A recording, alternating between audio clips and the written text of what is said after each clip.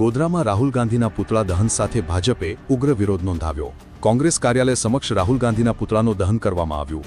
બિહારના દરભંગા ખાતે રેલીમાં કોંગ્રેસ નેતા રાહુલ ગાંધી દ્વારા વડાપ્રધાન નરેન્દ્ર મોદી અને તેમના સ્વર્ગીય માતા વિરુદ્ધ કરવામાં આવેલી કથિત અપમાનજનક ટિપ્પણીઓને વખોડી કાઢતા ભારતીય જનતા પાર્ટી ભાજપા ગોધરાનગરના કાર્યકરોએ ઉગ્ર વિરોધ પ્રદર્શન યોજ્યું। ભાજપાના કાર્યકરો દ્વારા વિશ્વકર્મા ચોક અને કોંગ્રેસ કાર્યાલય સામે રાહુલ ગાંધીનું પુતળું દહન કરવામાં આવ્યું। ભાજપાના કાર્યકરોએ રાહુલ ગાંધી માફી માંગે, પ્રધાનમંત્રી કા યે અપમાન નહીં સહેગા હિન્દુસ્તાન અને હાય રે કોંગ્રેસ હાય હાય જેવા નારા લગાવ્યા હતા। આ વિરોધ પ્રદર્શનમાં ભાજપાએ આ કૃત્યને માત્ર રાજકીય સંસ્કૃતિનું જ નહીં પરંતુ ભારતીય સમાજના નૈતિક મૂલ્યોનું પણ અપમાન ગણાવ્યું હતું।